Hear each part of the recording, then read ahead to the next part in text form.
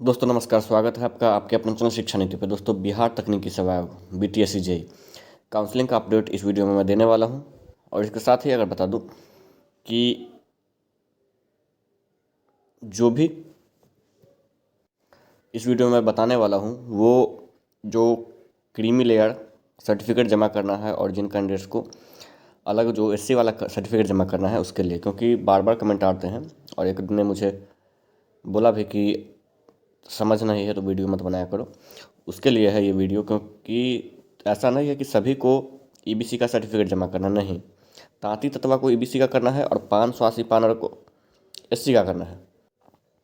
और ये जो सर्टिफिकेट है ये है, और ये जो नोटिस है, इस नोटिस को जारी इसलिए नहीं किया गया है कि आपका लिया जाएगा। आपको ये बता देगा कि आप बनवा के रख लें, आपको जल्द से जल्द इसका मांग किया जाएगा। ये नहीं कहा गया है कि इस दिन आपको जमा करना है, या फिर ये आपको एक लिंक, वेबसाइट लिंक दिया जाएगा, उस पर आपको सबमिट करना है आपका अपना लॉगिन आईडी या यूजर आईडी से अपना आईडी ओपन करके, और वहाँ अपलोड करना है आपका डॉक्यूमेंट। तो इसके लिए ये था, ना कि किसी और के लिए। और एक बार मैं क्लियर करके आप लोगों को बता देना चाहता हूँ इस वीडियो में कि आप साफ साफ देख लेंगे कि किन को क्या करना है, कौन सा डॉक्यूमेंट जमा करना है। ऐसा नहीं है कि कोई भी कुछ भी डॉक्यूमेंट जमा कर दें। और 11 तारीख को काउंसलिंग वाला पे थोड़ा अपडेट नहीं दूंगा, इसमें कन्फ्यूज़न है। जो उसके आर्टिकल के जो नोटिस के जो मेन पॉइंट्स हैं, उस पॉइंट्स को गौर करने पे कुछ कन्फ्यूज़न पैदा होता है, जो कि आप लोगों से भी मैं विचार लेना चाहूँगा। और देखिए, कभी कभी कोई ऐसे न्यूज़ होती है जो आपको बताना जरूरी होता है, इसलिए मैंने उस वक्त वीडियो बना दिया, आपको बता दिया कि भाई काउंसलिंग 18 कैंडिडेट का है। लेकिन उसको मैंने जब एनालाइज़ किया, क्योंकि आपके बीच से ही मैं हूँ, ऐसा नहीं कि मैं कहीं बाहर से हूँ, तो एनालाइज़ किया तो मुझे ये समझ में आया कि जिस केस नंबर उसमें लिखा गया है उस केस में क्या ऐसा संभावना है, वो मुझे समझ में नहीं आ रहा। अगर आप लोगों को समझ आती है तो आप हमें ज़रूर समझाएंगे। चलिए, सबसे पहले आपको दिखा देते हैं कि ये तांती तत्वा और पान स्वासी और पानर का डॉक्यूमेंट क्या है। तो दोस्तों, ये जो आप देख रहे हैं इसमें साफ साफ बताया गया है कि सिविल अपील नंबर इतना, ठीक है, भीमराव अम्बेडकर विचार मंच वर्सेस स्टेट ऑफ बिहार। इसमें बताया गया है कि तांती तत्वा को जाति को अत्यंत पिछड़े वर्ग की सूची से के क्रमांक 33 पुनर्स्थापित किया गया है। तो तांती तत्वा को SC से अगर बात करें तो EBC में लाया गया है। तो तांती तत्वा को EBC का सर्टिफिकेट अपलोड करना है, उसके लिए आपको बना के रख लेना है। आपको वेबसाइट पे या फिर BTSC अलग से टाइम देगी। अभी इसका लिंक जारी नहीं हुआ है। कई लोग पूछ रहे थे कि कहाँ इसका लिंक, क्यों झूठ बोले हो, ये वो झूठ नहीं है, ये इसका लिंक अभी जारी होगा, अभी लिंक जारी हुआ नहीं है, ठीक है। और दूसरा जो अपडेट है वो आपको यहाँ देखना है। दूसरा जो अपडेट हो ये है कि आप यहाँ देख सकते हैं कि विज्ञापन संख्या 0/2019 में सम्मिलित सभी अभ्यर्थियों जिन्होंने अपने ऑनलाइन आवेदन में अनुसूचित जाति आरक्षण कोटि के अधीन पान पानर और स्वासी जाति का दावा करते हुए जाति प्रमाण पत्र समर्पित किया था, अतः सक्षम प्राधिकार स्तर से 12/8/2024, ठीक है, के बाद नए फिर सिरे से निर्गत जाति प्रमाण पत्र क्रीमी लेयर रहित प्रमाण पत्र समर्पित किया जाना अपेक्षित है। इसे क्रम में निर्देशित किया जाता है कि, अब यहाँ देखिए, इसमें आगे कहा जाता है कि नए सिरे से निर्गत जाति प्रमाण पत्र क्रीमी लेयर रहित प्रमाण पत्र समर्पित किया जाना अपेक्षित है। इसे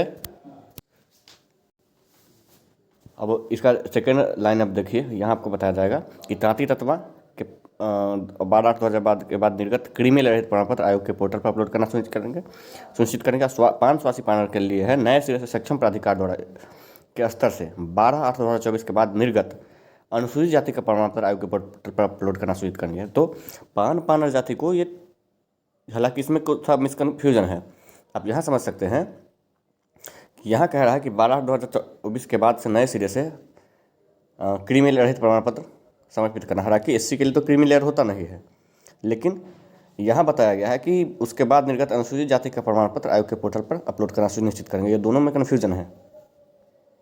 हालांकि अगर आप इस कैटेगरी से बिलोंग करते हैं, पान स्वासी और पानर जाति से, तो आप अभी वर्तमान में, अभी मान के चले कि 12/8/2024 के बाद के वर्तमान में आप जिस भी कैटेगरी के, उस कैटेगरी का आपको सर्टिफिकेट जमा करना या अपलोड करना जरूरी हो जाएगा, ठीक है। आयोग का पोर्टल खुलने का समय एवं तिथि अलग से पृथक कर रूप से सूचना शीघ्र प्रकाशित किया जाएगा। तो आपका डॉक्यूमेंट का अपलोड करने का डेट अभी दिया जाएगा, अभी दिया नहीं गया है। जो लोग पूछ रहे थे कि कब होगा क्यों बोल रहे हो, वो देख लीजिए, अभी दिया नहीं गया है, बहुत जल्द दिया जाएगा। आपको बनवा के रख लेना है, ये बताया गया है कि अगर हो जाएगा 5 दिन के बाद आपको डेट दिया जाए। कुछ कैंडिडेट होंगे जिसके पास नहीं होगा, जो नहीं बनवाए होंगे, तो उनके लिए ये है। चलिए, दूसरा जो 18 कैंडिडेट वाला वो एक बार देख लेते हैं। तो अगर बात करें तो यहाँ जो बताया गया है कि SLP नंबर 7257, अब 7257 के बारे में बताया गया है कि इसके अंतर्गत जो जजमेंट आया था उस जजमेंट के अकॉर्डिंग बोला गया है कि इन कैंडिडेट्स को काउंसलिंग की परिधि में आ गए हैं और इनको लेना जरूरी है। तो जहाँ तक मैं समझता हूँ कि ये केस तो सिर्फ और सिर्फ बहाली को क्लियर करने के लिए और बहाली को रीस्टोर करने के लिए था। अब इसके अकॉर्डिंग क्या ये UGC वाले हैं, क्या है नहीं है, थोड़ा मैं इसमें कि मैं मिसकन्फ्यूजन में, आप लोग अगर सही हैं तो आप लोगों के पास क्लियर करेंगे। मैं इस वीडियो को आप लोगों से क्लियर करवाने के लिए ही मैं बना रहा हूँ, क्योंकि बताया गया कि समीक्षा की गई, समीक्षा के उपरांत सिविल में 7 हो गए, ठीक है, इलेक्ट्रिकल में 6 होगा, मैकेनिकल में 5 कैंडिडेट को बुलाया गया है DV के लिए, काउंसलिंग के लिए।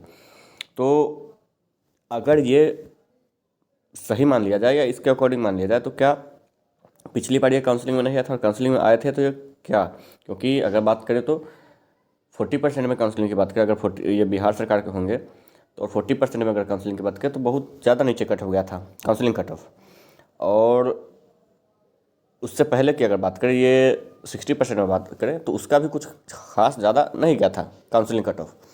तो क्या ये कहाँ से और किस कैटेगरी से हैं, किधर के हैं ये जिनको कि काउंसलिंग में बुलाया जा रहा है, ये एक सोचने वाली बात है। अगर आप लोग को कुछ इसके बारे में जानकारी हो तो आप लोग इसके बारे में हमें ज़रूर बताएंगे।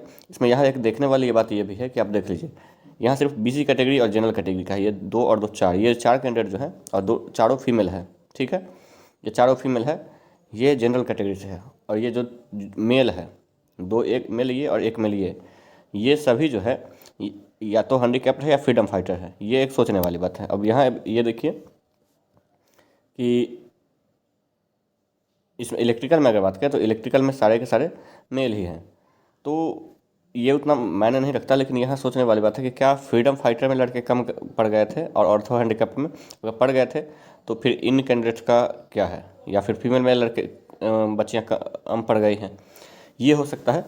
लेकिन सोचने वाली बात है कि आखिर किस हिसाब से ये जिस केस का SLP का बात किया गया है उस SLP के अकॉर्डिंग इसको बताया जा रहा है कि ये लोग क्वालिफाई कर रहे हैं। क्या उस SLP में एक्स्ट्रा कुछ कैंडिडेट्स को ऐड करने की बात की गई थी या उस जजमेंट में, क्योंकि जजमेंट को हमने भी पढ़ा है, उस जजमेंट के अकॉर्डिंग कहीं भी ऐसा कुछ नहीं पता चलता है। रिजल्ट देने की बात की गई है लेकिन ऐसा कुछ नहीं पता चल रहा है जिसमें कि बताया जाए कि अलग से कैंडिडेट ऐड किया जाए या अलग से कैंडिडेट कम पड़ जाए। अगर कैंडिडेट कम पड़ रहे थे तो पिछली बार बिना कैंडिडेट फुलफिल किए BTS ने कैसे रिजल्ट दे दिया, ये भी एक सवाल खड़ी होती है। फिलहाल इस वीडियो में इतना ही, मिलते हैं अगले वीडियो में। धन्यवाद दोस्तों। आप लोग कमेंट जरूर कीजिएगा कि आखिर इसमें क्या है क्या नहीं है। धन्यवाद।